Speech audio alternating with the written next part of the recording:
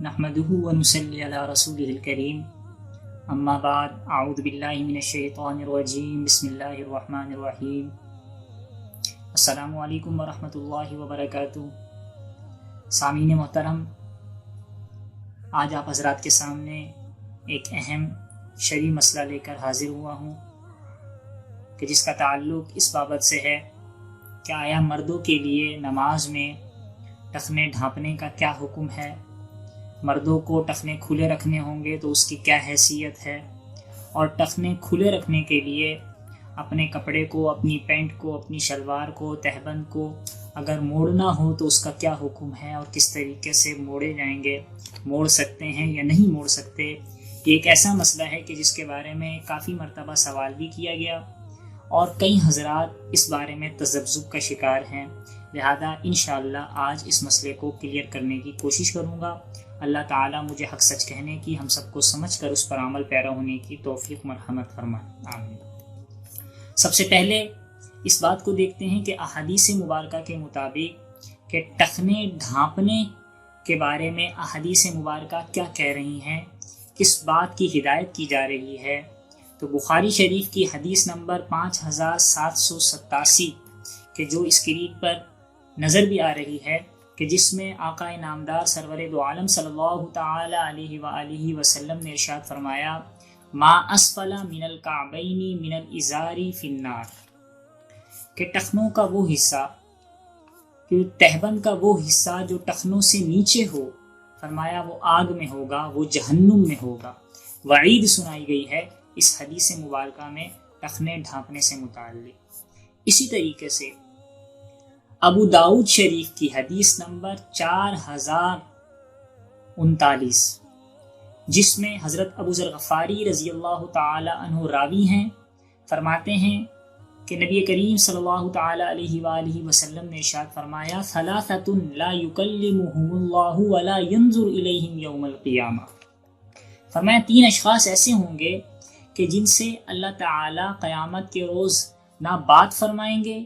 اور نہ ہی ان کی طرف نظر رحمت فرمائیں گے، ولا یزکیہم، نہ ہی انہیں پاک فرمائیں گے، ولہم عذاب علیم، اور ان کے لیے دردناک عذاب ہوگا۔ صحابی نے عرض کیا کہ من ہم یا رسول اللہ فقد خابوا وخسروا، فرمایا کہ یا رسول اللہ وہ کون ہوں گے، وہ تو ناکام ہو گئے، وہ تو نقصان میں ہو گئے، وہ تو خسارے میں ہو گئے۔ اور یہ جملہ 3 مرتبہ ارشاد فرمایا کہ یا رسول اللہ وہ تو ناکام ہو گئے، وہ تو خسارے میں ہو گئے۔ آپ علیہ الصلوۃ والسلام نے ارشاد فرمایا، المسبل والمنان والمنفق، فرمایا نمبر 1 اپنے ازار کو ٹخنوں سے نیچے لٹکانے والا، نمبر 2 احسان جتلانے والا، نمبر 3 کہ جھوٹی قسم کھا کر اپنے سامان کو بیچنے والا۔ یہ 3 لوگ دیکھیں، اس میں وہ شخص بھی ہے جو اپنے ٹخنے چھپاتا ہے، اپنے ازار ٹخنوں سے نیچے لٹکاتا ہے، المسبل جسے کہا گیا اسوال، فرمایا کہ اللہ تعالیٰ نہ ان کی طرف نظر رحمت فرمائیں گے، نہ ان سے کلام فرمائیں گے۔ یہ دوسری وعید ٹخنے ڈھانپنے سے متعلق۔ تیسری وعید ٹخنے ڈھانپنے سے متعلق حضرت عبداللہ بن عمر رضی اللہ تعالی عنہ کی روایت ہے، بخاری شریف کی حدیث نمبر 5788، بخاری شریف کی حدیث نمبر 5788، جس میں کہ نبی کریم صلی اللہ علیہ وسلم نے ارشاد فرمایا، لا ینظر اللہ یوم القیامہ، فرمایا اللہ تعالیٰ قیامت کے دن اس شخص کی طرف نظر رحمت نہیں فرماتے، الی من جر ازارہ بطرا، جو اپنے تہبند کو لٹکائے، اپنے تہبند کو کھینچے، بطرا تکبر کی وجہ سے۔ یہاں وجہ بتا دی تکبر۔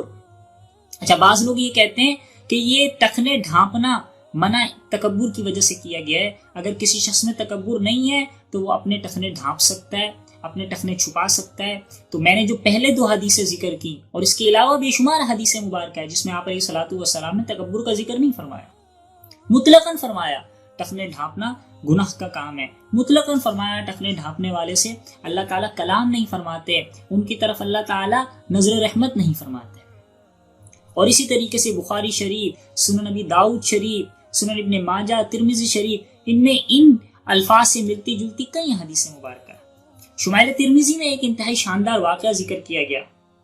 حضرت عبید بن خالد رضی اللہ تعالیٰ عنہ غالباً ایک صحابی ہیں، دیہات کے رہنے والے، مدینہ منورہ میں آئے تو مدینہ منورہ کی کسی گلی کوچے میں تھے، تو فرماتے ہیں کہ پیچھے سے مجھے آواز آئی ارفع ازارک فإنہ اتقى وابقى، ارفع ازارک کہ اپنے ازار کو بلند کرو، اپنے ازار کو اونچا کرو، فإنہ اتقى وابقى،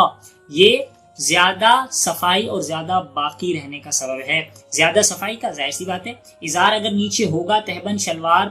پانچاٹ نیچے ہوگا تو وہ جب زمین پہ لگے گا، پاؤں کے ساتھ لگے گا تو وہ گندا بھی ہوگا، مٹی بھی اسے بھی لگے گی، کیچڑ بھی لگے گا۔ اور دوسری چیز زیادہ باقی رہنے کا سبب ہے کہ اگر نیچے ہوگا تو جلدی پھٹے گا، اور اگر اوپر ہوگا تو زیادہ دیر تک باقی رہے گا۔ صحابی نے عرض کیا یا رسول اللہ یہ تو انتہائی معمولی کپڑا ہے، خراب ہو گیا تو کوئی مسئلہ نہیں، دوسرا لے لیں گے۔ تو آپ علیہ الصلوۃ والسلام نے آگے جملہ ارشاد فرمایا کیا تمہارے لیے میری طرز حیات میں کوئی نمونہ نہیں؟ بتا دیا کہ میرا طرز حیات، میرا نمونہ، میرا اسوہ یہ ہے کہ میں اپنے پانچے، اپنی تہبند اپنے ٹخنوں سے اوپر رکھتا ہوں۔ یہ روایت بھی دلالت کرتی ہے کہ ٹخنے چھپانا گناہ ہے، ٹخنے چھپانا غیر شرعی عمل ہے۔ اب دیکھیں ان روایات میں مطلقاً کپڑا لٹکانا، جو ہے تہبند لٹکانا، شلوار پینٹ وغیرہ لٹکانے سے منع کیا گیا، یہ نہیں ذکر کیا گیا کہ تکبر کی وجہ سے ہو تو پھر جائز نہیں ہے، یہاں پر یہ نہیں ذکر کیا جا رہا، مطلقاً منع کیا جا رہا ہے۔ فتح الباری بخاری شریف کی شرح علامہ ابن حجر اسقلانی رحمۃ اللہ علیہ نے اس میں ایک روایت ذکر کی ہے، حدیث نمبر 5791 کے ضمن میں فرماتے ہیں کہ حضرت شریح ثقفی رضی اللہ تعالیٰ عنہ فرماتے ہیں کہ ایک مرتبہ آپ علیہ الصلوۃ والسلام نے ایک شخص کے جو ہے ٹخنے چھپے ہوئے دیکھے، تہبند نیچے دیکھی، تو آپ علیہ الصلوۃ والسلام نے فرمایا ارفع ازارک کہ اپنا ازار اوپر اٹھا لو۔ انہوں نے عرض کیا یا رسول اللہ میں ٹیڑھے پاؤں والا ہوں، میرے اندر عیب ہے۔ تو آپ علیہ الصلوۃ والسلام نے ذکر کیا، آپ علیہ الصلوۃ والسلام نے فرمایا کہ اپنا تہبند اٹھا لو، اللہ تعالیٰ کی پیدا کردہ تمام چیزیں خوبصورت ہیں۔ اور ایک دوسری روایت میں آپ علیہ الصلوۃ والسلام نے باقاعدہ ارشاد فرمایا کہ ذالک اقبح مما بساقک، کہ بھئی ازار کو ٹخنوں سے لٹکانا اس عیب سے زیادہ بڑا عیب ہے جو تیرے پنڈلی کے اندر ہے، جو تیرے پاؤں کے اندر ہے، اس سے زیادہ بڑا عیب ازار نیچے لٹکانا ہے۔ یہاں پر تو ایک وہ وجہ بتا رہے ہیں، تکبر کا تو سوال ہی پیدا نہیں ہوتا، ایک وجہ بتا رہے ہیں کہ بھئی اس وجہ سے میں اپنے ٹخنے چھپا رہا ہوں، تو آپ علیہ الصلوۃ والسلام نے اس وجہ سے بھی منع فرما دیا، چہ جائے کہ تکبر کی وجہ سے منع کیا جاتا ہے، بنا تکبر کے جائز ہو، اس کا تو سوال ہی پیدا نہیں ہوتا۔ یہ مختلف احادیث مبارکہ آپ حضرات کے سامنے ذکر کی، ان تمام سے یہ سمجھ میں آتا ہے کہ ٹخنے چھپانے سے احادیث مبارکہ میں وضاحت سے منع کیا گیا ہے۔ اب یہ جو منع کیا گیا ہے اس کا حکم کیا ہے، کہ آیا یہ کیا حکم شرعاً رکھتا ہے؟ تو ان تمام احادیث مبارکہ کو سامنے رکھتے ہوئے یہ بات سمجھ میں آتی ہے کہ ٹخنے چھپانا،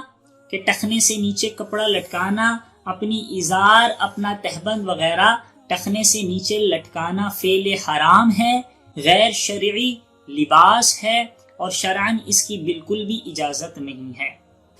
محدثین فقہا فرماتے ہیں کہ جس گناہ پر جہنم کی وعید آئی ہو وہ گناہ کبیرہ ہے، لہذا اس کو سامنے رکھتے ہوئے یہ گناہ، ٹخنے چھپانے والا گناہ، اپنا تہبند لٹکانے والا گناہ، اپنی شلوار، اپنا ازار لٹکانے والا گناہ جو ہے یہ گناہ کبیرہ ہے، غیر شرعی لباس ہے، فعل حرام ہے، اس سے مکمل طور پر بچنا چاہیے۔ مختلف حدیث اس پر وضاحت سے دلالت کرتی ہے، میں نے مختصراً چند حدیث ذکر کی۔ یہ تو ایک مسئلہ ہے۔ اب اس کے ساتھ ساتھ ایک مسئلہ اور ہے کہ نماز میں کپڑا موڑنا، یعنی اب اگر ہم نے ٹخنے کھلے رکھنے ہیں، نماز میں اگر ہم نے ٹخنے کھلے رکھنے ہیں تو اس کے لیے ہمیں کپڑا موڑنا پڑے گا۔ تو کپڑا موڑنے سے متعلق حدیث مبارکہ کیا ہدایت دے رہی ہیں؟ تو بخاری شریف کی روایت ہے، بخاری شریف کی حدیث نمبر 818، جس میں حضرت عبداللہ بن عباس رضی اللہ تعالی عنہما نے ارشاد فرمایا کہ نبی علیہ الصلوۃ والسلام نے حکم دیا، امر النبی صلی اللہ علیہ وسلم ان یسجد علی 7 اعضاء، 7 اعضاء پر سجدہ کرنے کا حکم دیا، ولا یکف شعرا ولا ثوبا، اور آپ علیہ الصلوۃ والسلام نے بالوں کو، نماز میں بالوں کو سنگھارنے سے، کپڑوں کو سمیٹنے سے آپ علیہ الصلوۃ والسلام نے منع فرمایا ہے۔ یہ روایت اس طریقے سے اور بھی روایات دیگر حدیث مبارکہ میں موجود ہیں، جس کی بنا پر بعض لوگ یہ کہتے ہیں کہ دیکھیں ولا یکف کا مطلب کپڑے موڑنے سے منع کیا گیا، نماز میں کپڑا نہیں موڑنا، تو لہٰذا ٹخنے جو ہے کھلا رکھنے کے لیے بھی جو کپڑا موڑا جائے گا وہ نیچے سے ہو اوپر سے ہو، وہ جائز نہیں ہے، وہ مکروہ ہے۔ تو اب یہ اصل میں جو کف کا لفظ ہے ولا یکفا، یہ جو کف کا لفظ ہے یہ مختلف معنی رکھتا ہے۔ اس کا مطلب صرف موڑنا نہیں ہے، ہم اگر لغت کی کتاب اٹھائیں تو اس کا مطلب جمع کرنا بھی آتا ہے، اس کا مطلب لپیٹنا بھی آتا ہے، اس کا مطلب سمیٹنا بھی آتا ہے، اس کا مطلب اکٹھا کرنا بھی آتا ہے۔ تو احادیث مبارکہ کا مطلب صرف جمع کرنا نہیں ہو سکتا، بلکہ یہ بھی اس کا مطلب ہے کہ بھئی جس طریقے سے نماز میں کپڑا سمیٹا جائے، نماز میں کپڑا جمع کیا جائے، تو اس سے حضور علیہ الصلوۃ والسلام نے منع فرمایا ہے۔ اور باقاعدہ اس حدیث کی تشریح جو علماء محدثین نے کی ہے اس کے مطابق یہی چیز سمجھ میں آ رہی ہے۔ بخاری شریف کی شرح فتح الباری حافظ ابن حجر عسقلانی رحمۃ اللہ علیہ اس حدیث کی تشریح میں لکھتے ہیں کہ بل مراد انہ لا یجمع ثیابہ، کہ اس کا مطلب یہ ہے کہ اپنے کپڑوں کو جمع نہیں کیا جائے گا، موڑنے کا ذکر ہو ہی نہیں رہا، جمع نہیں کیا جائے گا۔ بھائی انسان بسا اوقات کپڑوں کو جمع کرتا ہے نا، کپڑوں کو اٹھاتا ہے، سجدے میں جا رہا ہے تو کپڑوں کو جمع کرتا ہے کہیں مٹی نہ لگ جائے، تو اس چیز سے منع کیا گیا ہے تاکہ نماز میں توجہ جو ہے اس کی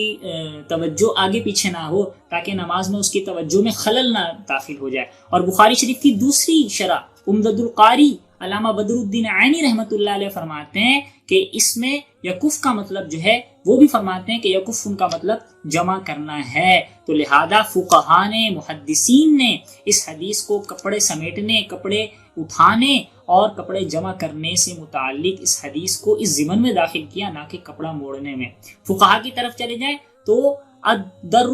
المختار مع رد المختار میں علامہ حسکفی رحمہ اللہ نے لکھا ہے کہ وَكُرِهَ كَفُّهُ، کف کا لفظ آئے